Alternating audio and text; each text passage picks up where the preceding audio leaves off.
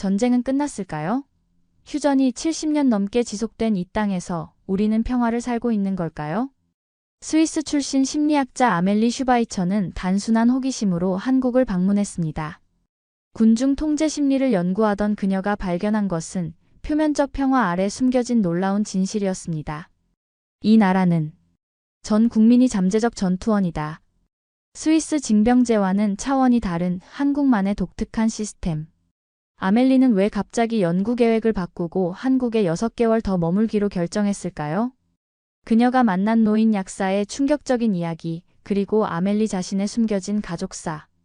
평화를 지키는 가장 강력한 방법을 찾아 떠난 그녀의 여정이 지금 시작됩니다. 오늘 사연 시작할게요. 먼저 구독, 좋아요, 알림 설정 부탁드립니다. 한국은 특별합니다. 세계 어디에도 없는 독특한 나라죠. 그 특별함을 제대로 알아본 사람이 있었습니다. 스위스 출신 심리학자 아멜리 슈바이처. 29살의 젊은 나이에 UN 산하위기관리팀에서 활약하는 인재였습니다. 세계 각국의 위기 상황에서 군중의 행동 패턴을 분석하는 전문가였죠. 아멜리, 이번에는 한국으로 가야겠어요.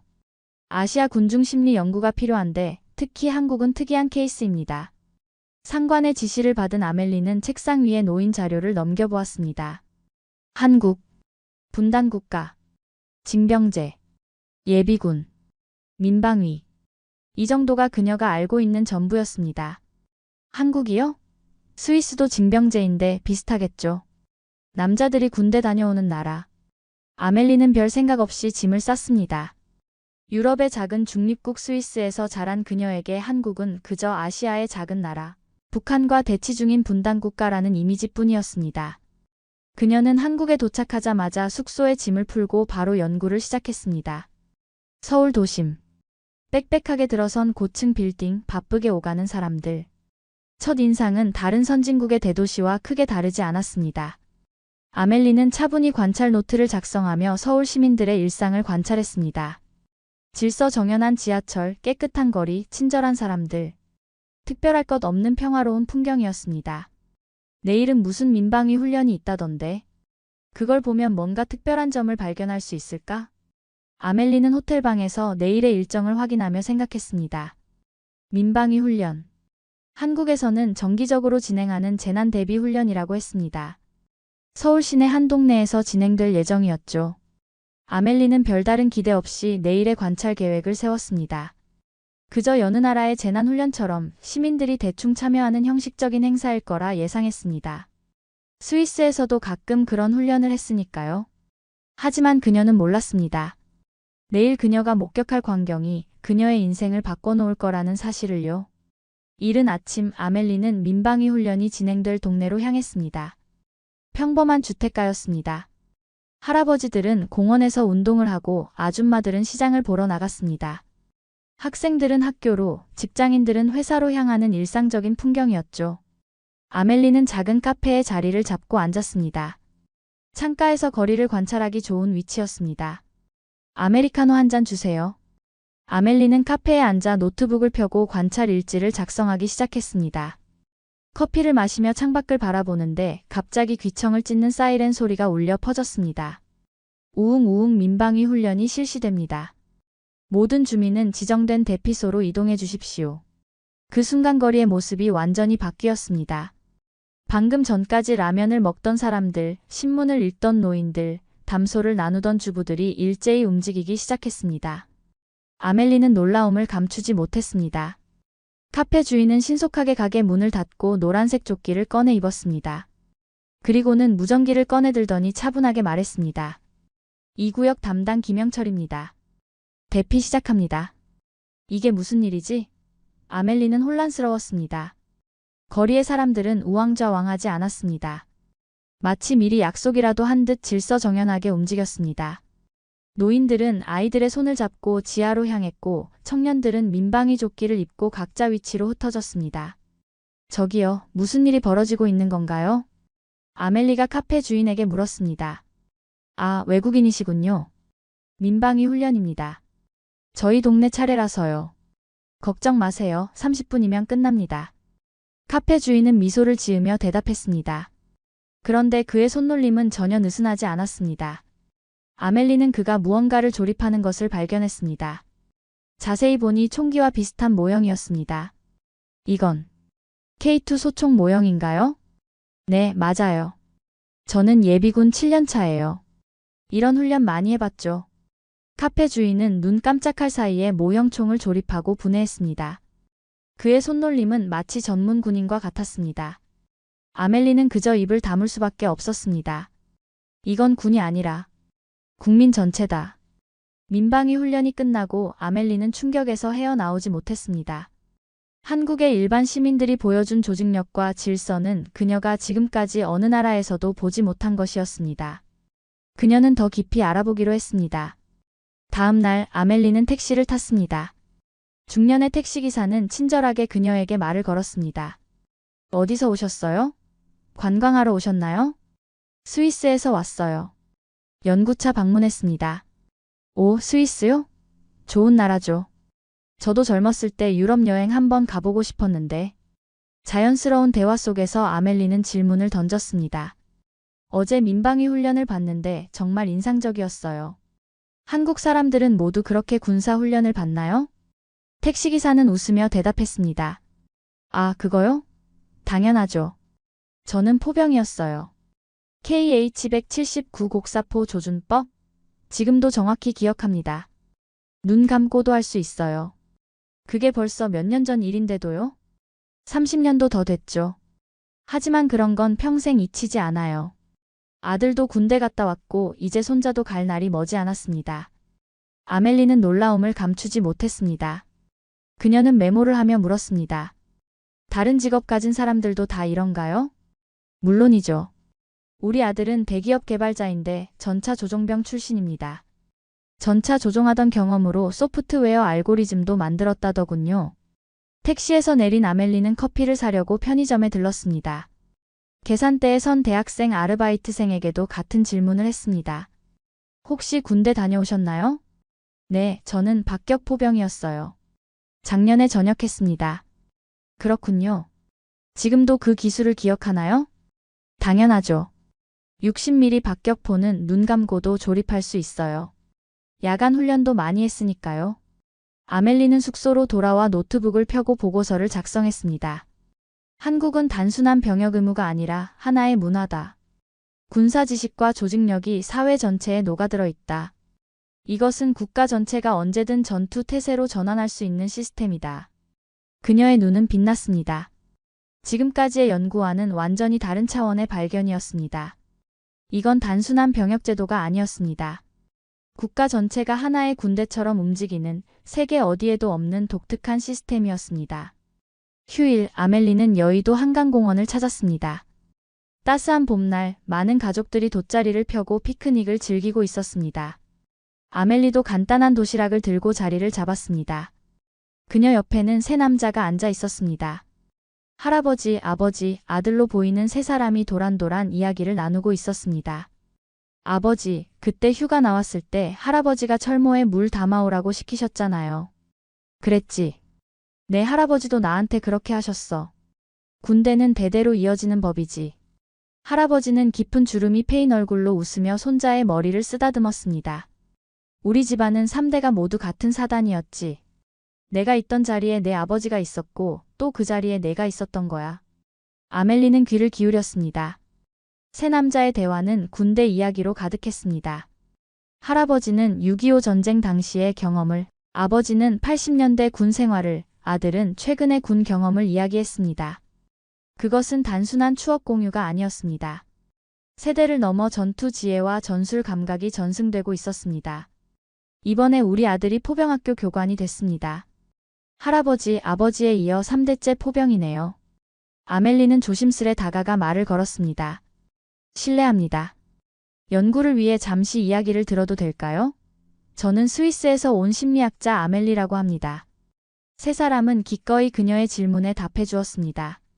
할아버지는 전쟁의 참혹함을, 아버지는 냉전 시대의 긴장감을, 아들은 현대 군사 기술의 발전을 이야기했습니다. 모두가 전문가 수준의 지식을 갖고 있었습니다. 한국에서는 이렇게 군대 경험이 가족 내에서 공유되는 게 일반적인가요? 아버지가 대답했습니다. 당연하죠. 우리는 아직 전쟁 중인 나라니까요. 휴전일 뿐 전쟁은 끝나지 않았습니다. 우리 아들도 언젠가 자기 아들에게 같은 이야기를 해줄 겁니다. 아멜리는 말없이 고개를 끄덕였습니다. 한국의 모든 가정에는 이런 전쟁의 기억이 살아 있었습니다. 그것은 책에서 배우는 역사가 아니라 살아 숨쉬는 경험이었습니다. 그리고 그 경험은 수십 년이 지나도 희미해지지 않았습니다. 이런 나라가 있다니. 놀랍네요. 아멜리의 연구는 계속되었습니다. 그녀는 광화문에서 열리는 대규모 집회에 참석했습니다. 수만 명의 시민들이 모인 광장. 다른 나라 같으면 혼란스러웠을 상황이지만 한국의 집회는 달랐습니다. 누가 지휘하지 않아도 질서정연하게 움직이네요. 집회 참가자들은 자발적으로 줄을 서서 이동했고 쓰레기는 각자 챙겨갔습니다. 교통 통제도 시민들 스스로 돕고 있었습니다. 아멜리는 놀라움을 금치 못했습니다. 유럽은 이런 집회가 되면 패닉이 오는데 한국은 정리가 됩니다. 그녀는 현장에서 만난 대학생에게 물었습니다. 왜 이렇게 질서정연하게 움직이는 거죠? 대학생은 당연하다는 듯이 대답했습니다. 우리는 초등학교 때부터 단체 행동을 배우잖아요. 수학여행도 다 같이 움직이고 체육대회도 팀으로 하고 군대 가면 더 철저하게 배우고요. 아멜리는 그날 밤 스위스 본부에 긴급 리포트를 작성했습니다. 한국은 일상 그 자체가 위기 대응 훈련입니다. 가정에서, 학교에서, 직장에서, 그리고 군대에서 계속되는 훈련이 이 나라 전체를 하나의 유기체처럼 움직이게 합니다. 그녀는 또한 한국의 위기 대응 사례를 조사했습니다.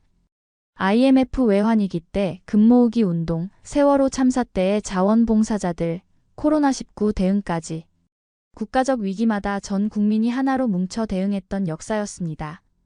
이런 건 명령으로 될 일이 아닙니다. 국민 정신에 깊이 뿌리내린 무언가가 있어요. 다음 날 아멜리는 서울 외곽의 한 공장을 방문했습니다. 세계적인 기술력을 자랑하는 반도체 공장이었습니다. 안내를 맡은 디자이너는 세련된 정장 차림의 젊은 여성이었습니다. 우리 공장은 세계 최고의 생산성을 자랑합니다. 특히 위기관리 시스템이 뛰어납니다. 투어가 끝나고 아멜리는 그녀에게 물었습니다. 이런 완벽한 위기관리 시스템은 어떻게 만들어진 건가요? 사실 제가 특전사 출신이에요. 아멜리는 깜짝 놀랐습니다.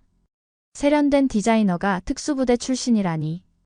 여성도 특전사에 갈 수 있나요? 저는 장교로 지원했어요. 위기 상황에서의 판단력과 리더십이 지금 제 일에도 큰 도움이 됩니다. 아멜리는 또 하나의 중요한 발견을 했습니다. 한국의 군사 시스템은 단순한 국방을 넘어 사회 전체의 경쟁력을 높이는 기반이 되고 있었습니다. 연구를 계속하던 아멜리는 어느 날 동네 약국에 들렀습니다. 두통약을 사러 간 그녀는 약국 한쪽에 걸린 민방위 조끼를 발견했습니다. 호기심에 약사에게 물었습니다. 약사 선생님도 민방위에 참여하시나요? 흰 가운을 입은 노인 약사는 미소 지으며 대답했습니다. 당연하지요. 내가 이 동네 민방위 대장입니다. 30년째 하고 있어요. 아멜리는 더 깊은 이야기를 듣고 싶어 커피를 대접하며 물었습니다. 군대에서는 어떤 일을 하셨나요? 나는 전방 철책선에서 철조망 묶던 사람이야. 지금도 약물 분류와 응급 조치할 수 있어요. 약사라 더 유용하게 쓰이지. 그의 말에 아멜리의 눈시울이 붉어졌습니다. 그녀도 몰랐습니다. 왜 갑자기 감정이 북받쳐 오르는지. 실례지만 지금도 그런 기억들이 생생한가요? 노인은 잠시 창밖을 바라보다가 말했습니다. 철책선에서 밤을 새울 때면 북에서 온 인민군을 마주칠 때가 있었어. 서로 총은 안 겨누고 그냥 눈빛으로만 마주보는 거지. 그때 알았어. 우리가 지키는 건 그저 땅이 아니라는 걸. 그럼 무엇을 지키는 건가요? 우리의 일상이지. 내 아이들이 평화롭게 학교 다니고 가족들이 저녁에 함께 밥 먹을 수 있는 그 일상. 그게 전쟁으로 한순간에 무너진다는 걸 우리는 알아. 그래서 더 단단히 준비하는 거야. 아멜리는 말없이 고개를 끄덕였습니다. 그녀도 갑자기 어린 시절 아버지의 모습이 떠올랐습니다. 유고슬라비아 내전을 피해 스위스로 온 난민이었던 아버지. 밤마다 악몽에 시달리던 그 모습. 사실 저도 전쟁 난민의 딸이에요. 노인 약사는 아멜리의 손을 따뜻하게 잡았습니다. 그렇구나. 그럼 더 잘 이해할 수 있겠네. 우리는 다시 싸우고 싶은 게 아니라 다시 무너지지 않으려 준비하는 거야. 그 순간 아멜리는 한국이라는 나라를 진정으로 이해하기 시작했습니다. 이 나라의 군사력은 공격을 위한 것이 아니라 평화로운 일상을 지키기 위한 것이었습니다. 그리고 그 힘은 첨단 무기가 아니라 국민 한 사람 한 사람의 마음속에 있었습니다. 약국에서의 만남 이후 아멜리는 자신의 과거를 돌아보기 시작했습니다. 그녀의 아버지는 유고슬라비아 내전에서 살아 돌아온 생존자였습니다. 스위스로 피난 후 새 삶을 시작했지만 전쟁의 트라우마는 평생 그를 괴롭혔습니다. 아멜리의 어린 시절 기억 속에서 아버지는 항상 불안에 시달리는 모습이었습니다. 갑작스러운 소리에 놀라고 밤마다 악몽에 시달리고 때로는 이유 없이 분노를 폭발시켰습니다. 그녀는 그런 아버지를 이해하지 못했습니다. 아버지, 왜 항상 그러세요? 어린 아멜리의 물음에 아버지는 이렇게 대답했습니다. 우리는 준비가 되어 있지 않았다. 그래서 모든 것을 잃었다. 아버지가 말하는 준비가 무엇인지 그때의 아멜리는 이해하지 못했습니다. 하지만 이제는 알 것 같았습니다. 한국에서 보낸 시간이 그녀에게 답을 알려주었습니다. 아멜리는 호텔방에 앉아 아버지에게 전화를 걸었습니다. 오랜만에 통화였습니다. 아버지, 지금 한국에 와 있어요. 여기서 정말 놀라운 것을 발견했어요. 어떤 거니? 아버지가 항상 말씀하시던 준비요. 이 나라는 정말 준비되어 있어요. 단순히 무기나 군대가 아니라 모든 국민이 마음으로 준비하고 있어요. 전화기 너머로 아버지의 깊은 한숨이 들렸습니다. 그래. 우리나라가 그랬더라면. 아멜리는 갑자기 눈물이 나왔습니다. 그녀는 이제야 아버지의 아픔을 진정으로 이해했습니다. 국가의 준비 부족으로 평범한 사람들이 얼마나 큰 고통을 겪을 수 있는지. 아버지, 제가 여기서 연구를 좀 더 계속하려고 해요. 이 나라에서 배울 것이 너무 많아요. 아버지는 조용히 대답했습니다. 그래, 딸아. 네가 배우는 것들이 언젠가 우리 같은 사람들을 도울 수 있을 거야. 전화를 끊은 아멜리는 결심했습니다. 원래 계획보다 더 오래 한국에 머물며 연구를 계속하기로 했습니다. 그녀는 밤늦도록 연구 계획을 수정했습니다.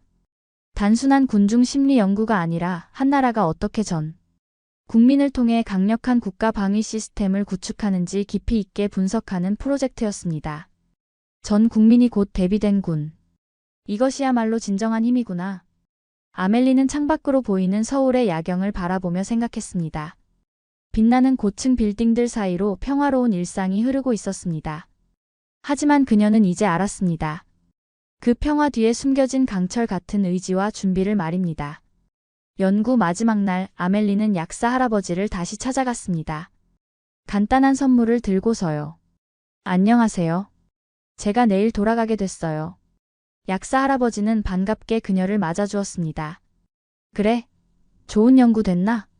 네, 정말 많은 것을 배웠습니다. 사실, 결정한 게 있어요. 아멜리는 품에서 서류 한 장을 꺼냈습니다. 유엔 본부에 제출한 체류 연장 신청서였습니다. 저 한국에서 6개월 더 체류하기로 했어요. 여기서 더 깊이 연구하고 싶습니다. 약사 할아버지는 흐뭇한 미소를 지었습니다. 그래? 그럼 우리 동네 민방위 훈련도 더 볼 수 있겠구먼. 할아버지, 정말 감사합니다. 제가 한국을 이해하는 데 많은 도움을 주셨어요. 아멜리는 진심으로 인사했습니다. 그리고 용기를 내어 말했습니다. 사실 저희 아버지는 전쟁 생존자였어요. 준비되지 않은 나라에서 모든 것을 잃었죠.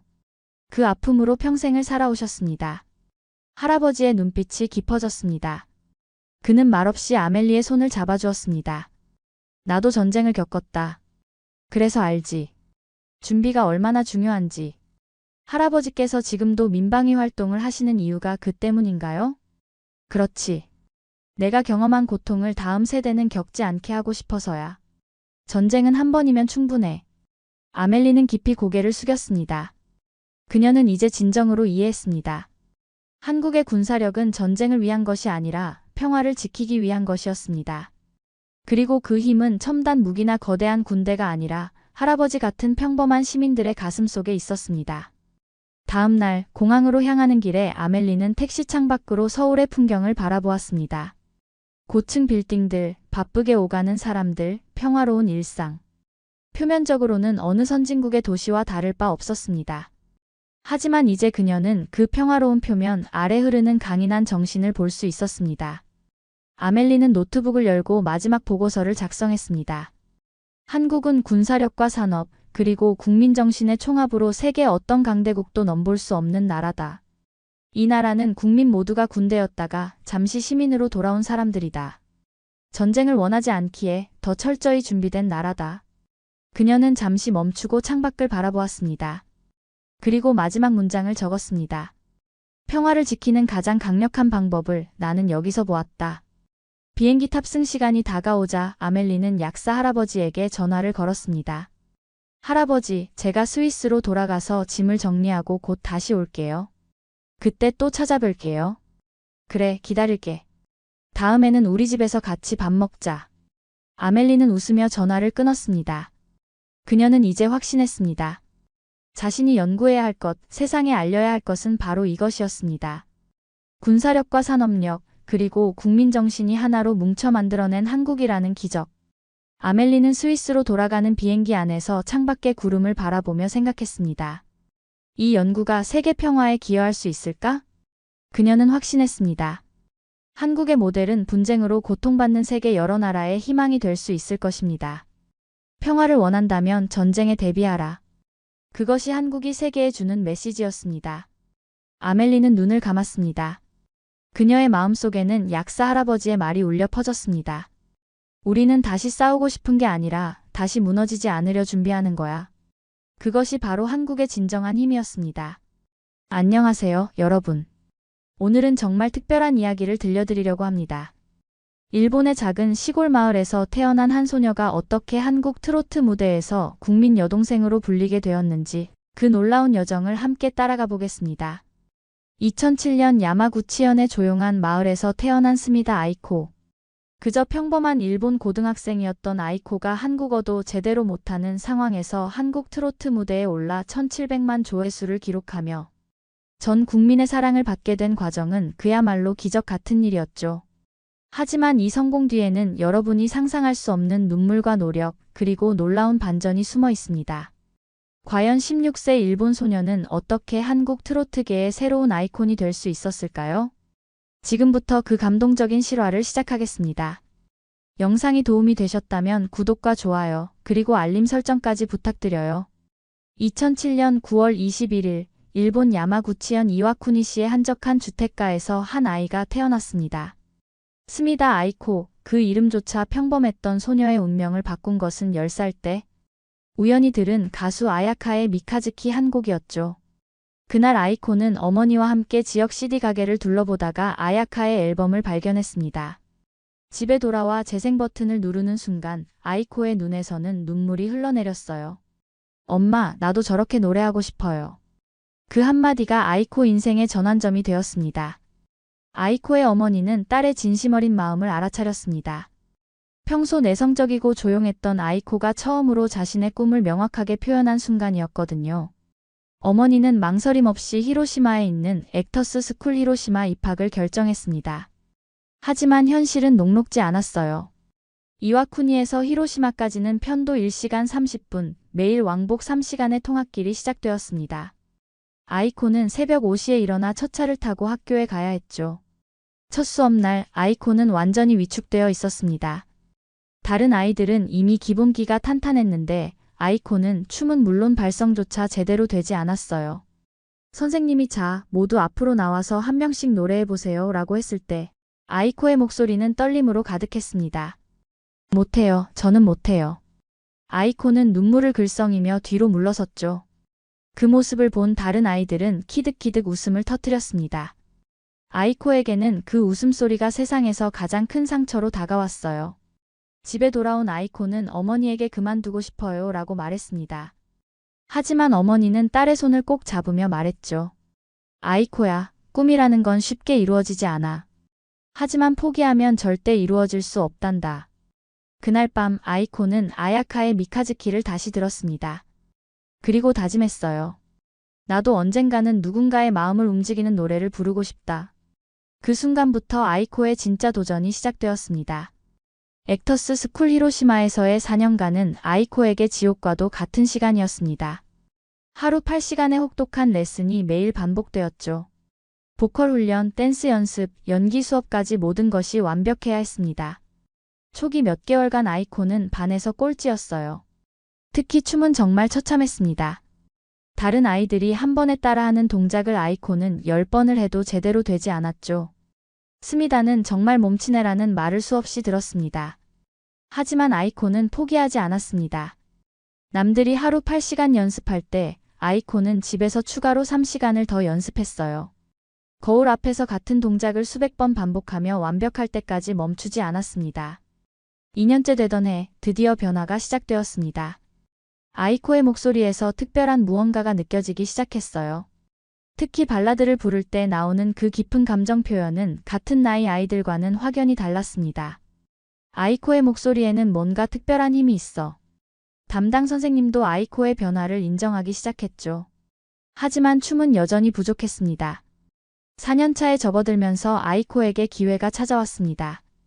2022년 6월 로컬 아이돌 그룹 스플래시의 연구생 모집 공고가 붙었어요. 아이코는 망설임 없이 지원했습니다. 오디션 당일 아이코는 평소보다 일찍 일어나 거울 앞에서 자신에게 말했습니다. 오늘이 내 인생을 바꿀 수 있는 날이야. 오디션장에는 50여 명의 지원자들이 모여 있었어요. 첫 번째 관문은 댄스였습니다. 아이코의 가장 약한 부분이었죠. 하지만 놀랍게도 아이코는 4년간의 노력이 만들어낸 기적을 보여주었습니다. 완벽하지는 않았지만 성실함과 노력이 몸에 밴 움직임이었어요. 두 번째는 보컬 테스트였습니다. 아이코가 선택한 곡은 아야카의 미카즈키였죠. 자신의 꿈을 시작하게 해준 그 곡을 부르는 순간 오디션장이 조용해졌습니다. 심사위원들의 표정이 달라졌어요. 2022년 12월 아이코는 스플래시 10기 정식 멤버로 선발되었습니다.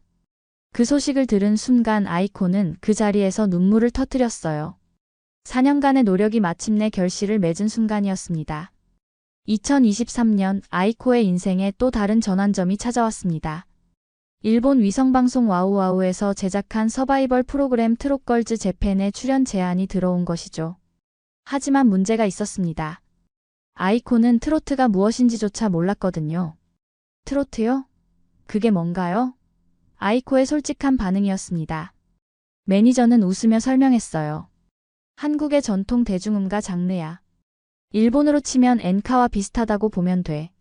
아이코는 당황했습니다. 자신은 팝송과 발라드만 불러왔는데 갑자기 생소한 장르에 도전해야 한다니. 하지만 이상하게도 호기심이 먼저 앞섰어요. 한번 들어볼까요?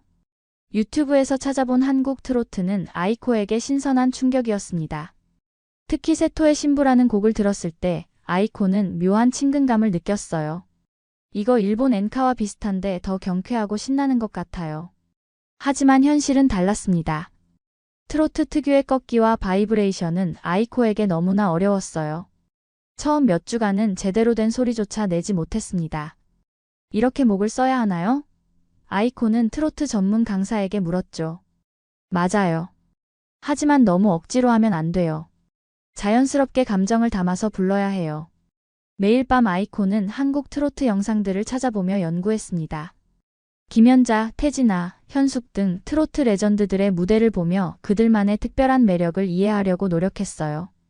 3개월간의 준비 끝에 드디어 트롯걸즈 재팬 녹화가 시작되었습니다. 참가자 30명 중에서 최종 7명만이 살아남는 치열한 경쟁이었죠. 아이코는 첫 무대에서 세토의 신부를 선택했습니다. 무대에 오르는 순간 아이코의 심장은 터질 것 같았어요. 하지만 반주가 시작되자 신기하게도 마음이 차분해졌습니다. 그동안 연습했던 모든 것들이 자연스럽게 흘러나왔죠. 세토노 하나요메 아이코의 목소리가 스튜디오를 가득 채웠습니다. 심사위원들의 표정이 놀라움으로 바뀌었어요. 16세 일본 소녀가 부르는 트로트에서 뭔가 특별한 힘이 느껴졌거든요. 결과는 놀라웠습니다. 아이코는 5위로 최종 7인에 선발되었어요. 그리고 더 큰 기회가 기다리고 있었습니다. 한일 합작 프로그램 한일 가왕전 출연 자격을 얻게 된 것이죠. 2024년 4월 아이코에게는 인생 최대의 도전이 기다리고 있었습니다. MBN 한일 가왕전에 출연하게 된 것이죠. 한국 땅을 밟는 것도 처음이었고 한국어로 노래를 부르는 것은 더더욱 처음이었습니다. 인천공항에 도착한 아이코는 모든 것이 낯설었어요. 한글로 쓰인 간판들, 들리는 한국어 대화들, 심지어 공항 냄새조차 일본과 달랐습니다. 정말 한국에 왔구나 실감이 나지 않았죠. 호텔에 도착한 첫날 밤, 아이코는 한국어 가사를 끝없이 연습했습니다. 아이젠바시와 긴기라긴의 사리게나쿠 두 곡의 발음을 완벽하게 익혀야 했거든요. 거울 앞에서 입모양을 수십 번 확인하며 연습했어요. 녹화 당일 아침 아이코는 제대로 잠을 이루지 못했습니다. 긴장감이 온몸을 지배했죠. 만약 실수하면 어떡하지? 한국 시청자들이 실망하면 어떡하지? 온갖 걱정이 머릿속을 맴돌았어요. 스튜디오에 도착한 아이코는 그 규모에 압도되었습니다. 일본에서 경험했던 것과는 차원이 다른 큰 무대였어요. 관객석에는 300여 명의 시청자들이 앉아 있었고 카메라도 10여 대나 되었습니다. 대기실에서 아이코는 다른 출연자들과 인사를 나누었습니다. 모두 한국어로 대화하는 모습을 보며 아이코는 더욱 위축되었어요. 저만 일본 사람이네요. 외로움이 밀려왔습니다. 드디어 아이코의 첫 번째 무대 순서가 왔습니다. 아이젠바시를 부르기 위해 무대 중앙으로 걸어가는 아이코의 다리는 후들후들 떨렸어요. 마이크를 잡은 손도 축축하게 젖어 있었습니다. 하지만 반주가 시작되는 순간 마법 같은 일이 일어났습니다. 그동안 연습했던 모든 것들이 자연스럽게 흘러나온 거예요. 아이코의 목소리는 떨림 없이 맑고 깨끗하게 울려 퍼졌습니다. 아이젠바시를 와타루토 아이코가 트로트 특유의 꺾기를 완벽하게 소화해내자 관객들이 웅성거리기 시작했어요. 저 일본 소녀가 정말 트로트를 저렇게 잘 불러? 놀라움의 탄성이 여기저기서 터져나왔습니다. 1라운드가 끝나고 아이코는 안도의 한숨을 쉬었습니다. 하지만 진짜 시험은 2라운드였어요. 긴기라긴의 사리게나쿠는 훨씬 어려운 곡이었거든요. 2라운드 무대에서 아이코는 완전히 다른 모습을 보여주었습니다. 더 이상 긴장한 소녀가 아니라 무대를 즐기는 진짜 가수의 모습이었어요. 관객들은 일어서서 박수를 쳤고 심사위원들도 감탄을 금치 못했습니다. 한일가왕전에서의 성공은 아이코에게 예상치 못한 기회를 가져다 주었습니다. 2024년 6월 한국의 젊은 트로트 가수 김다현과 함께 듀오를 결성하자는 제안이 들어온 것이죠. 김다현은 아이코보다 2살 많은 18세로 이미 한국 트로트계에서 주목받는 신예였습니다. 처음 만난 날 두 사람은 서로 어색해했어요. 언어의 벽도 있었고 문화적 차이도 컸거든요. 안녕하세요, 김다현입니다. 다현이 일본어로 인사하자 아이코는 깜짝 놀랐어요. 일본어 하세요? 조금만요. 아이코 씨를 위해 공부했어요. 그 순간 아이코의 마음은 따뜻해졌습니다. 듀오명을 정하는 것부터가 쉽지 않았습니다. 한국과 일본 양국에서 모두 사랑받을 수 있는 이름이어야 했거든요. 수십 개의 후보 중에서 럭키 팡팡이 선택되었어요. 행운과 활기를 상징하는 이름이었습니다. 첫 번째 곡 작업은 정말 힘들었습니다. 담다디라는 곡이었는데 한국어와 일본어가 섞인 가사를 자연스럽게 소화해내야 했어요. 아이코는 한국어 발음 때문에 고생했고 다현은 일본어 파트에서 어려움을 겪었습니다. 담다디담 담다디담 후렴구를 연습하면서 두 사람은 자주 웃음을 터뜨렸어요.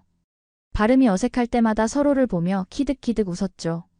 그렇게 웃으면서 연습하다 보니 어느새 둘 사이의 거리감이 줄어들었습니다.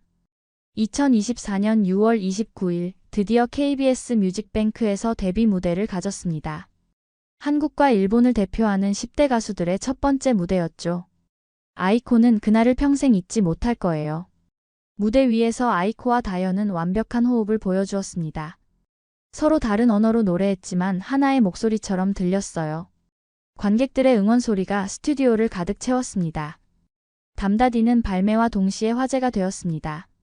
특히 틱톡에서는 담다디 챌린지가 유행하기 시작했어요. 한국과 일본의 10대들이 앞다퉈 따라하기 시작한 거죠. 4개월 후인 10월 8일 럭키 팡팡은 두 번째 싱글 슈가로 컴백했습니다. 이번에는 더욱 성숙해진 모습을 보여주었어요. 아이코의 한국어 실력도 눈에 띄게 늘어 있었고 다현과의 케미스트리도 완벽했습니다. K-트로트 역사상 최초의 10대 혼성 국적 듀오라는 타이틀은 두 사람에게 큰 의미였습니다. 음악으로 국경을 넘나드는 새로운 시도였거든요. 아이코는 이제 단순한 일본 소녀가 아니라 한국과 일본을 잇는 문화교류의 상징이 되어 있었습니다. 성공 뒤에는 예상치 못한 어려움들이 기다리고 있었습니다. 아이코가 가장 힘들어한 것은 한국어였어요. 무대에서는 그럭저럭 소화해냈지만 일상 대화는 여전히 버거웠습니다.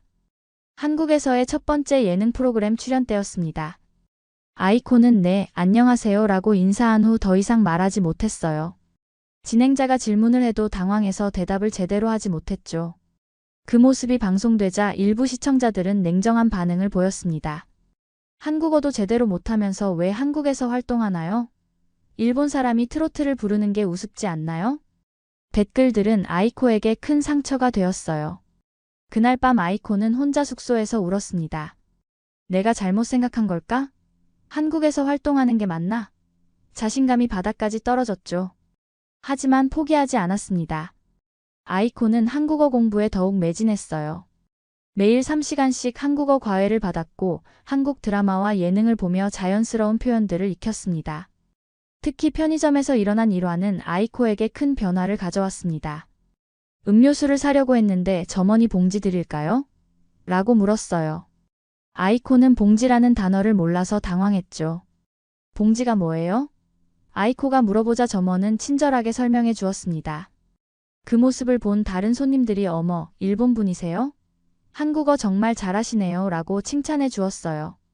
작은 일이었지만 아이코에게는 큰 위로가 되었습니다. 이런 일상적인 에피소드들을 브이로그로 만들어 공개하자 반응이 뜨거웠습니다. 한국어를 배우려고 노력하는 아이코의 모습에 많은 사람들이 공감했거든요. 아이코가 정말 열심히 하는구나, 응원해야겠다는 댓글들이 쏟아졌습니다. 특히 50대 이상의 시청자들은 아이코를 각별히 아꼈어요. 우리 아이코 국민 여동생이라는 별칭이 생겨난 것도 이때부터였습니다. 한국 전통 트로트를 사랑하는 일본 소녀의 순수한 모습이 기성세대들의 마음을 사로잡았던 거죠. 아이코의 팬덤은 특별했습니다. 한국과 일본 양국에서 동시에 사랑받는 몇 안 되는 아티스트 중 하나였어요. 한국 팬들은 아이코의 트로트 실력을 인정했고 일본 팬들은 한국에서 성공한 아이코를 자랑스러워했습니다. 하지만 가장 큰 변화는 아이코 자신에게 일어났습니다. 처음에는 한국어와 문화의 벽 때문에 힘들어했지만 점점 그것들을 극복해 나가면서 더욱 강해졌어요. 눈물로 시작된 한국 활동이 이제는 성장의 발판이 되어 있었습니다. 2024년 11월 16일 아이코에게는 또 다른 중요한 결정의 순간이 찾아왔습니다. 7년간 활동했던 스플래시에서 졸업하고 한국 전문 활동에 집중하겠다고 발표한 것이죠. 졸업식 당일 아이코는 눈물을 참을 수 없었습니다. 함께 땀 흘리며 연습했던 멤버들과의 이별이 너무나 아쉬웠어요. 언니들 정말 고마웠어요. 언니들이 있었기에 지금의 제가 있을 수 있었어요. 하지만 아이코에게는 새로운 도전이 기다리고 있었습니다. 단순히 트로트만 부르는 가수가 아니라 더 다양한 장르에 도전하고 싶다는 욕심이 생겼거든요. 그런 아이코에게 뜻밖의 제안이 들어왔습니다. 일본의 젊은 뮤지션들과 함께 밴드를 결성하자는 것이었어요. 트로트와 제이록을 융합한 새로운 장르에 도전해보자는 것이었죠. 처음에는 고민이 많았습니다. 트로트로 성공했는데 굳이 다른 장르에 도전해야 할까? 하지만 아이코는 자신의 음악적 가능성을 더 넓히고 싶었어요.